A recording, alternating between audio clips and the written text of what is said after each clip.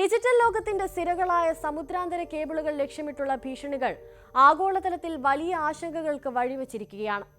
പശ്ചിമേഷ്യയിലെ കലുഷിതമായ രാഷ്ട്രീയ സാഹചര്യം ഒരു യുദ്ധത്തിലേക്ക് നീങ്ങുമ്പോൾ അത് തോക്കുകളും മിസൈലുകളും മാത്രമുള്ള പോരാട്ടമായിരിക്കില്ല, മറിച്ച് ലോകത്തിന്റെ വാർത്താവിനിമയ ശൃംഖലയെ തന്നെ നിശ്ചലമാക്കുന്ന നിഴൽ യുദ്ധം കൂടിയായിരിക്കുമെന്ന തിരിച്ചറിവിലാണ് ഇന്ത്യ ഉൾപ്പെടെയുള്ള രാജ്യങ്ങൾ.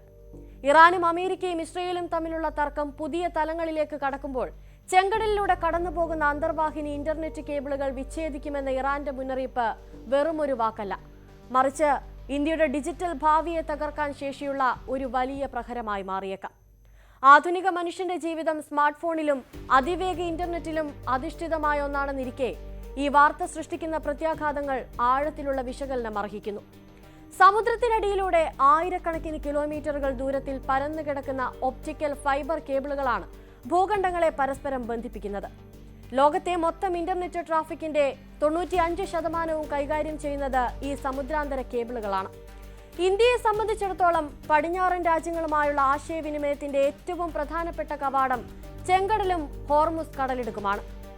ഇന്ത്യയിൽ നിന്നുള്ള ഡാറ്റ ട്രാഫിക്കിന്റെ 1/3 ഭാഗവും ഈ പാതയിലൂടെയാണ് യൂറോപ്പിലേക്കും അമേരിക്കയിലേക്കും സഞ്ചരിക്കുന്നത്. ഒരു സുപ്രധാന കേന്ദ്രങ്ങളിൽ എന്തെങ്കിലും തരത്തിലുള്ള അട്ടിമറികളോ കേടുപാടുകളോ സംഭവിക്കുന്നത് ഇന്ത്യയുടെ ഡിജിറ്റൽ മേഖലയെ നിശ്ചലമാക്കും.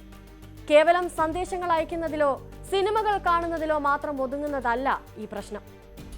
ബാങ്കിംഗ് ഇടപാടുകൾ, ഇ കൊമേഴ്സ്, ഓഹരി വിപണി, IT സേവനങ്ങൾ തുടങ്ങി നമ്മുടെ സാമ്പത്തിക വ്യവസ്ഥയുടെ ഓരോ നാഡിയും ഇന്റർനെറ്റുമായി ബന്ധപ്പെട്ട് കിടക്കുന്നവയാണ്. പശ്ചിമേഷ്യൻ മേഖലയിലെ സംഘർഷങ്ങൾ കേബിൾ സുരക്ഷയെക്കുറിച്ച് വലിയ ചോദ്യചിഹ്നങ്ങൾ ഉയർത്തുന്നുണ്ട്.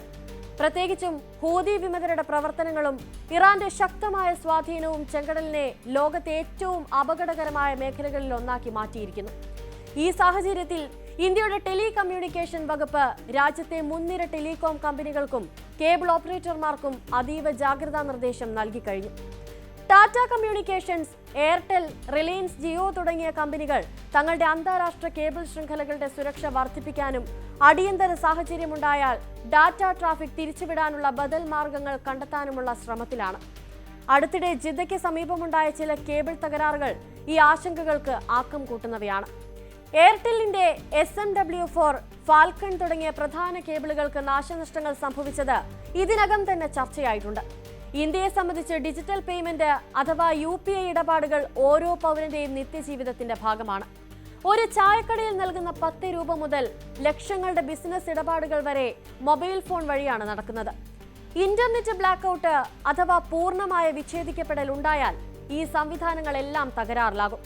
ATMകളിൽ നിന്ന് പണം പിൻവലിക്കാനോ സൂപ്പർ മാർക്കറ്റുകളിൽ നിന്ന് സാധനങ്ങൾ വാങ്ങാനോ ഓൺലൈൻ വഴി ഭക്ഷണം ഓർഡർ ചെയ്യാനോ സാധിക്കാത്ത ഒരു സാഹചര്യം ഒന്ന് സങ്കല്പിച്ചു നോക്കൂ. ഇത് ജനജീവിതത്തിൽ വലിയ തോതിലുള്ള അരാജകത്വത്തിന് വഴിവെക്കും. കൂടാതെ ആഗോള കമ്പനികളുടെ ബാക്ക് ഓഫീസ് പ്രവർത്തനങ്ങൾ നിർവഹിക്കുന്ന ഇന്ത്യൻ IT മേഖലയ്ക്ക് ഇത്തരം തടസ്സങ്ങൾ കോടിക്കണക്കിന് ഡോളറിന്റെ നഷ്ടമാണ് വരുത്തിവെക്കുക. നിമിഷങ്ങളുടെ വ്യത്യാസത്തിൽ ലാഭവും നഷ്ടവും കണക്കാക്കുന്ന ഓഹരി വിപണിയെ സംബന്ധിച്ച് 1 മിനിറ്റ് ഇന്റർനെറ്റ് നഷ്ടം പോലും പ്രവചനാതീതമായ പ്രത്യാഘാതങ്ങൾ ഉണ്ടാക്കും. സർക്കാരിന്റെ മുന്നിലുള്ള ബദൽ മാർഗങ്ങളെക്കുറിച്ച് ആലോചിക്കുമ്പോൾ ചിത്രം അത്ര ശുഭകരമല്ല. ചെങ്കടൽ പാത തടസ്സപ്പെട്ടാൽ സിംഗപ്പൂർ വഴി ഡാറ്റ ട്രാഫിക് തിരിച്ചുവിടാൻ സാധിക്കുമെങ്കിലും ഇന്ത്യയുടെ മൊത്തം ആവശ്യങ്ങൾ നിറവേറ്റാൻ ഈ റൂട്ടിന് ശേഷിയില്ല എന്നുള്ളതാണ് വസ്തുത. പസഫിക് സമുദ്രത്തിലൂടെയുള്ള മറ്റൊരു പാത ദൂരക്കൂടുതൽ ഉള്ളതുകൊണ്ട് തന്നെ ഇന്റർനെറ്റ് വേഗത ഗണ്യമായി കുറയാൻ കാരണമാകും. ഇന്റർനെറ്റ് സിഗ്നലുകൾ എത്തിച്ചേരാനുള്ള സമയദൈർഘ്യം അഥവാ ലേറ്റൻസി കൂടുന്നത് ഗെയിമിംഗ്, ലൈവ് സ്ട്രീമിംഗ്, അതിവേഗ സാമ്പത്തിക ഇടപാടുകൾ എന്നിവയെ സാരമായി തന്നെ ബാധിക്കും. കൂടാതെ ഈ ബദൽ മാർഗങ്ങൾ ഉപയോഗിക്കുന്നത് വലിയ സാമ്പത്തിക ചെലവുകൾക്കും കാരണമാകും. നിലവിൽ നിർമ്മാണത്തിലിരിക്കുന്ന റിലയൻസ് ജിയോയുടെ ഇന്ത്യ യൂറോപ്പ് എക്സ്പ്രസ്, ഗൂഗിളിന്റെ ബ്ലൂ രാമൻ തുടങ്ങിയ പദ്ധതികൾ സുരക്ഷാ ഭീഷണി നേരിടുന്നത് ഇന്ത്യയുടെ ഭാവി പദ്ധതികളെയും ആശങ്കയിലാക്കുന്നുണ്ട്. സാങ്കേതികമായ തകരാറുകൾ പരിഹരിക്കാൻ കമ്പനികൾക്ക് മുൻകൂട്ടി തയ്യാറാക്കിയ പദ്ധതികൾ ഉണ്ടാകാറുണ്ട്.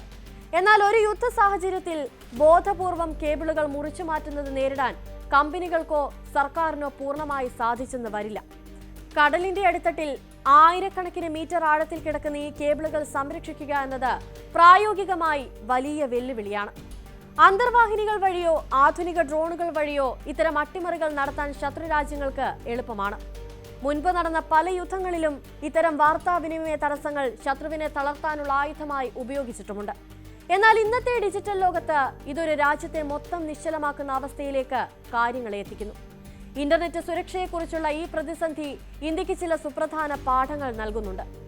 ഡാറ്റ ട്രാഫിക്കിങ്ങിനായി ഒരു നിശ്ചിത പാതയെ മാത്രം ആശ്രയിക്കുന്നത് അപകടകരമാണെന്ന് ഈ സാഹചര്യം നമ്മെ ഓർമ്മിപ്പിക്കുന്നു. ആഭ്യന്തരമായ ഡാറ്റ സംരക്ഷണ കേന്ദ്രങ്ങൾ അഥവാ ഡാറ്റാ സെന്ററുകൾ വർദ്ധിപ്പിക്കുകയും വിദേശ സെർവറുകളെ ആശ്രയിക്കുന്നത് കുറയ്ക്കുകയും ചെയ്യുക എന്നത് ദീർഘകാലാടിസ്ഥാനത്തിൽ നിർണായകമാണ്. സ്വയം പര്യാപ്തമായ ഒരു ഡിജിറ്റൽ ഇൻഫ്രാസ്ട്രക്ചർ കെട്ടിപ്പടുക്കുന്നതിലൂടെ മാത്രമേ ഇത്തരം ആഗോള സംഘർഷങ്ങൾക്കിടയിലും നമ്മുടെ രാജ്യം സുരക്ഷിതമായി തുടരുകയുള്ളൂ. കൂടാതെ കൃത്രിമോപഗ്രഹങ്ങൾ വഴിയുള്ള ഇന്റർനെറ്റ് സേവനങ്ങൾ ഒരു മികച്ച ബദലായി വളർത്തിയെടുക്കേണ്ടതുണ്ട്. സ്റ്റാർലിങ്ക് പോലുള്ള സേവനങ്ങൾ ഇത്തരം അടിയന്തര സാഹചര്യങ്ങളിൽ ഉപയോഗിക്കാൻ സാധിക്കുന്ന തരത്തിൽ നിയമപരമായ തടസ്സങ്ങൾ നീക്കി ഇന്ത്യയിൽ വ്യാപകമാക്കുന്നത് ഗുണകരമാകും. ചുരുക്കത്തിൽ ഇറാനും പടിഞ്ഞാറൻ ശക്തികളും തമ്മിലുള്ള തർക്കം വെറുമൊരു ഭൂമിശാസ്ത്രപരമായ പോരാട്ടമല്ല, മറിച്ച് അത് ആധുനിക ലോകത്തിന്റെ ജീവനാഡിയായ ഇന്റർനെറ്റിന് മേലുള്ള കടന്നുകയറ്റം കൂടിയാണ്. ചെങ്കടലിലെ കേബിളുകൾ വെറുമൊരു വയറുകളല്ല, മറിച്ച് കോടിക്കണക്കിന് ആളുകളുടെ സ്വപ്നങ്ങളെയും ഉപജീവനത്തെയും പരസ്പരം കോർത്തിണക്കുന്ന ചരടുകളാണ്. ആഗോള രാഷ്ട്രീയത്തിലെ ചതുരംഗ കളികൾ സാധാരണക്കാരന്റെ ഡിജിറ്റൽ ജീവിതത്തെ തകർക്കാതിരിക്കാൻ അന്താരാഷ്ട്ര തലത്തിൽ ശക്തമായ ധാരണകൾ രൂപപ്പെടേണ്ടതുണ്ട്. കേബിളുകൾ വിച്ഛേദിക്കപ്പെടുമോ ഇല്ലയോ എന്നത് കാലം തെളിയിക്കേണ്ട ഒന്നാണെങ്കിലും ഈ മുന്നറിയിപ്പ് ഇന്ത്യയുടെ ഡിജിറ്റൽ സുരക്ഷാ നയങ്ങൾ പുനർചിന്തനം ചെയ്യാൻ നിർബന്ധിതമായിരിക്കുന്നു. കരുതലോടെയുള്ള നീക്കങ്ങളും ബദൽ മാർഗങ്ങളുടെ വേഗതയിലുള്ള സജ്ജീകരണവും മാത്രമേ ഏതൊരു കരിനിഴലിൽ നിന്നും ഇന്ത്യയുടെ ഡിജിറ്റൽ ഭാവിയെ കാത്തുരക്ഷിക്കുകയുള്ളൂ.